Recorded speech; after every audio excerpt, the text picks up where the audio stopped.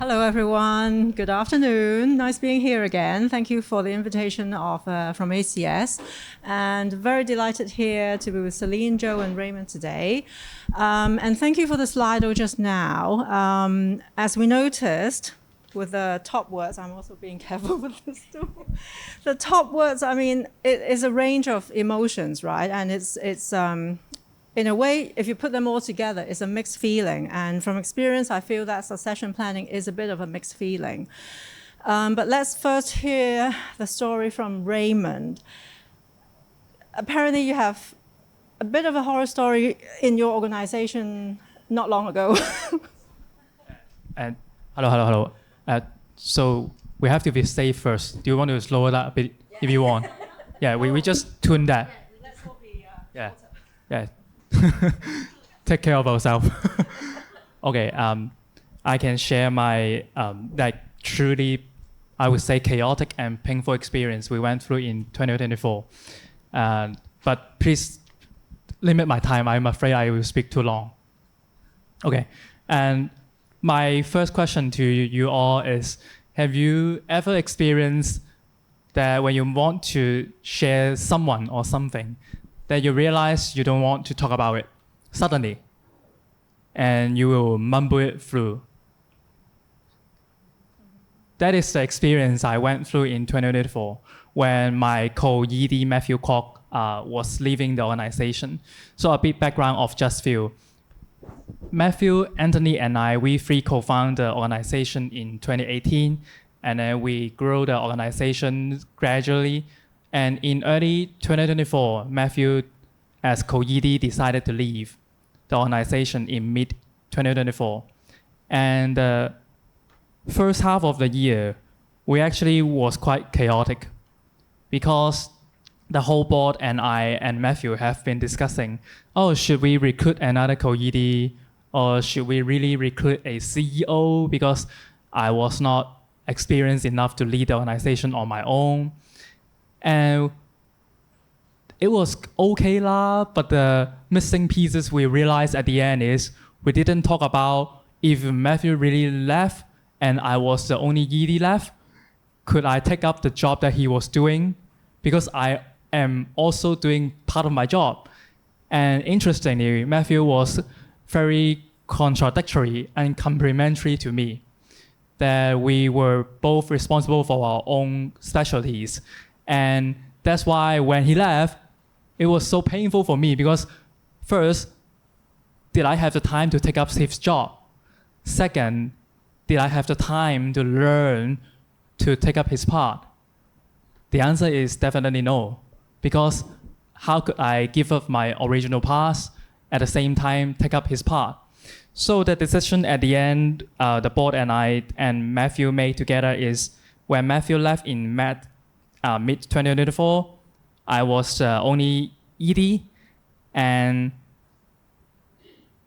the chaos really started at that moment because I couldn't understand something that he was doing because I was also doing my busy parts. That's why when I and other staff were learning to take up his part, we couldn't really understand the context. I'm not blaming him, that's the chaos, because we grew too fast as an organization. And that's why two staff decided to leave right 2 months after he left. They couldn't really experience and undergo the pain. And also some of the work that he was deciding to do were paused because the remaining staff, including me, couldn't really understand or follow through. It's not really whether I agree with his direction, it's if I couldn't really understand, how could I support and follow through and deliver? That's why we have to pause a bit. And when we decided to pause those work, some staff were so disappointed. They were thinking like, are you neglecting my value? Are you not respecting my work? I was not doing well because I couldn't really explain well to them that I want to have some space and time to understand what's going on in order to make better decisions on how to allocate the resources and decide the directions. That's why the chaos, I would say, spanned for a year when he decided to leave in mid-2024. So the whole year, our whole organization, including the board to the team, were discussing what's the way out, and we didn't really find a way out. And the changing moment in 2024 December, because in Just Feel, we really care about connection before solution. So we have a ritual called Celebration and Mourning that we will hold once every half year. Our whole team will gather together to connect with ourselves and each other in order to restore humanity. That is to celebrate what have we done well. Oh yeah, let's feel our happiness, joy, excitement, any kind of positive feelings. I might just have to pause you there. Yeah. Because I'm trying to gather together what you have what I've just been able to hear from your story. It's a mixture of chaos, misunderstanding, staff departure, a lot of unknowns. If you were to use one word, an emotional word, if you prefer, describe me the word that you would use for the first few months that occurred. First few months after he decided to leave, or after he decided to leave, is maybe a little bit lost. Okay. A bit confused and lost. Okay. In Chinese, it would be 迷茫啊，有啲迷茫。Thank you. Thanks. So let's continue that story a bit later, and let's go to something that ACS has also prepared for us. Is another Slido poll. The question is, could you please help us scan the QR code? What would be the biggest reason if your organization does not yet talk about succession planning? Let's see what you think. Thank you, Raymond.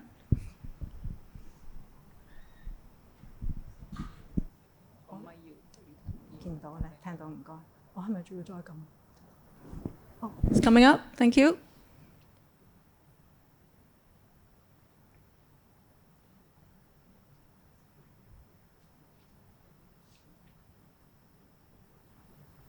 Two comments about founders. One is being too strong, the other is still active. Uncertainty from the top, that's also something from the top. Cost, something a bit more sort of like resource related. Fear, emotion, no need at the moment.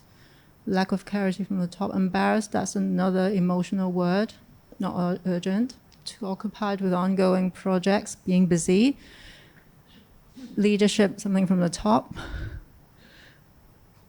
Awkwardness, that's probably a feeling, I would say. Fear of talent loss.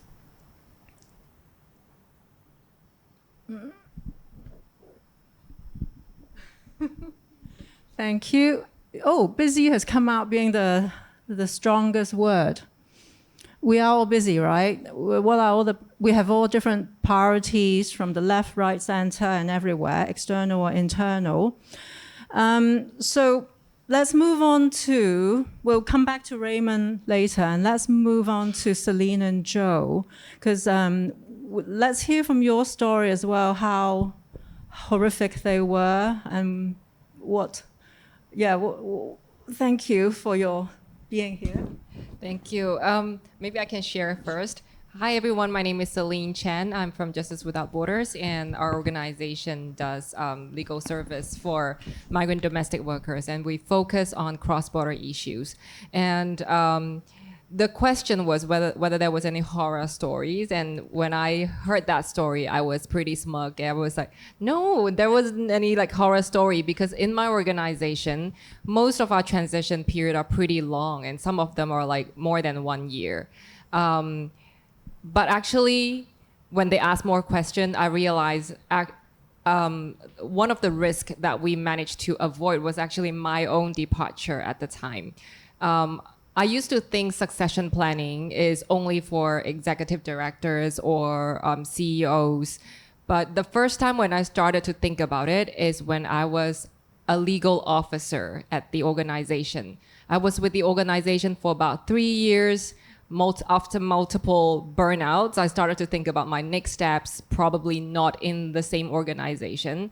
And then I started to talk to the leadership at the time, basically hinting on the fact that I might be thinking about other things, not effectively resigning at the time, because I didn't want to just leave. I wanted to make sure there is like overlap between me and the next person. I wanted to be able to train that person up or share what I know about the cases, the clients, the processes before I leave. So I was asking for resources, but that was a challenge because, of course, my request, it was very difficult for me to get the resources approved. I make it sound very simple, resources approved, but what I was actually asking for was literally a head count, and understandably, it was very difficult for the ED at the time to say yes to that request. But of course, from that point onward, I started to Google and research what can I do, and I stumbled upon the concept of succession planning. I started to initiate a knowledge management project internally, basically to make sure there will be like a more smooth transition if that has to happen. Yeah. So what made you stay? Sorry. The ED left. So I actually wanted to leave twice, and the ED left twice before me. So yeah. Just curious, what was your emotion when you heard that ED left? I was a little, if I were to be honest, like angry, because I was planning this leaving for a long time, and how can you just leave before us? Because now we have to handle the succession planning for you. Yeah. Frustration, I hear. Yeah.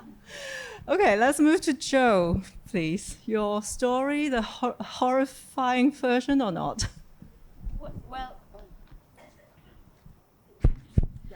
Well, this is so unscripted and didn't actually come up in our prep, but listening to you talk, you just triggered a trauma that I thought I'd buried from when I first joined Habitat. So just to clarify, I am CEO of Habitat for Humanity Hong Kong. Do not tell the global head that I'm quoted as being the CEO of Habitat for Humanity. I'm not. But there had been quite a lot of CEO turnover before I joined the organization. Person had stayed 2 years, another 6 months, another 18 months. There was a lot of turmoil and turnover. So when I joined, and this is what is just the memory that you've just triggered, I reached out to my peers in the social sector and said, help! I've got my first CEO role and I'm super nervous, and I've got a person in the team who is pretty toxic, and their role is to oversee our finances, but when I ask questions, I'm shut down pretty quickly and told, just sign the papers, you need to move more quickly. Didn't like me asking questions. And so digging a bit deeper, realized that I did actually need to let this person go. But of course, when you have one person as a senior finance role and you have a pretty small team, there's no one to come in and to quickly take over that position.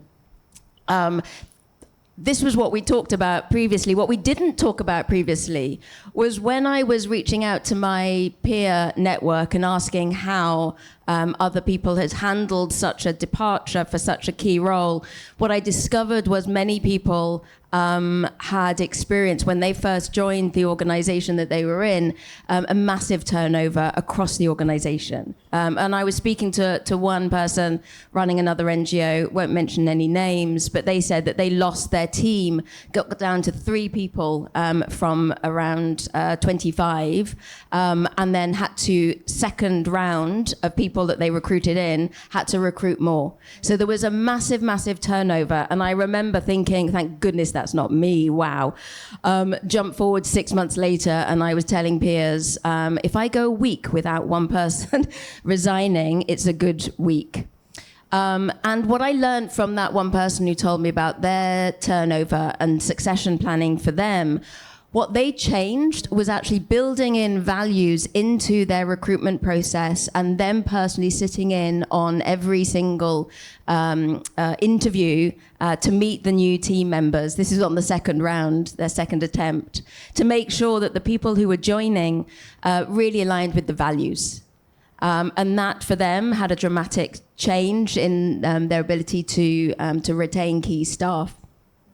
Talk a little bit more about culture later on, I believe. But ultimately, my horror story was I did have to let somebody go, and they were in a key role, and I didn't have anyone to come in and take over. So we struggled. So I learned from that on how to avoid that in the future. Because also, and just I'll finish.